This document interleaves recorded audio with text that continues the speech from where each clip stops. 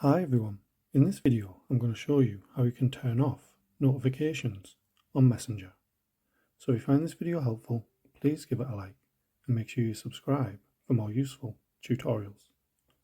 So what you'll need to do is open up Messenger, then click on the menu option on the bottom right hand side. Then you should see settings near the top, so just click on that. Then if you scroll down, you should come to notifications. So you just want to click on that. Then it'll give you a range of options.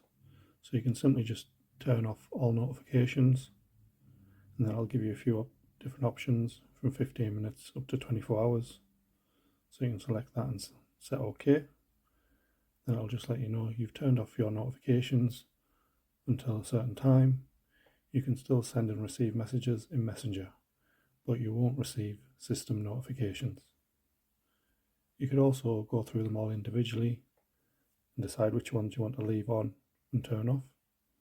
You can also go to manage notifications, and then you can have the option of toggling off allow notifications, and there's a few other options where you can have it on silent, and then what you see on the lock screen, a badge or a pop-up, anything like that as well.